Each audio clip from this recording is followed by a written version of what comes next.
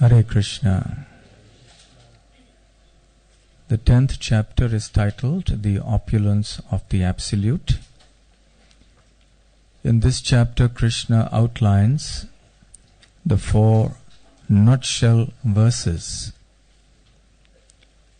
which in succinct form give the entire teachings of the Bhagavad Gita, 10.8, 9, 10 and 11. Upon Arjuna's request, he also elucidates his various opulences in this world. The devotees of the Lord always want to know more and more about Krishna. Because when you love somebody, you want to know more and more about them. So when you want to love Krishna and you love Krishna, you want to know everything you can about Krishna. Because Krishna is anyway the all-attractive Supreme Personality of Godhead. And everything about him is unlimitedly attractive. So Arjuna asks him, so how can I increase my devotion for you? I want to know more about your glories as you manifest them within this world. You see, Krishna has 2 ways he manifests himself. One is eternally in the spiritual world, and that's called transcendental by modern philosophers. And the other is when he manifests himself within this world, and that's called immanent. So Arjuna wants to know the immanent expansions or energies of the Lord. How can we understand him better and appreciate him more and love him? So he wants to give us again practical tips in continuation of what happened in chapter 7.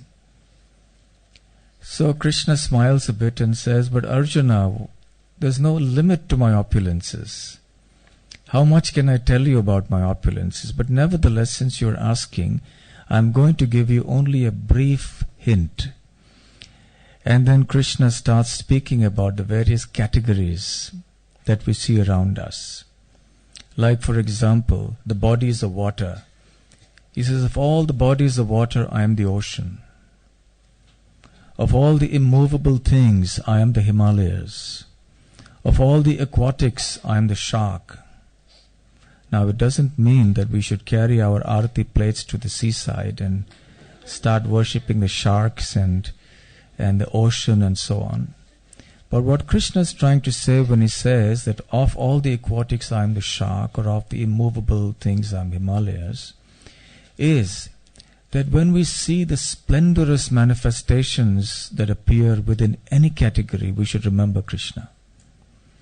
Because the splendor of that thing comes from Krishna. So it's an occasion for us to remember Krishna very deeply. Some months ago, we were all at Jagannath Puri. And we went there for some meetings, and all of us just sat on the beach because the sea there is awesome. The way the waves come, you can sit hours together and just sit and watch the waves come and go. And you can reflect philosophically on how it represents life in the material world. Coming, going. Now, for a moment existing now, gone. Finished in a few bubbles of foam. Everything's over.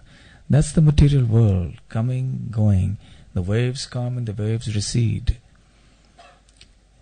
And then you see the sheer might of the ocean.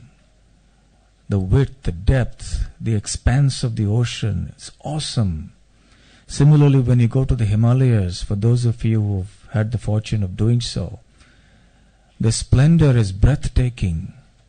You stand there and just look at the titanic peaks, the snow-clad peaks, and just the sheer beauty and divinity of it all is overwhelming. So we should then think of Krishna. So whenever in this world also we see exceptional things in categories, we should remember Krishna.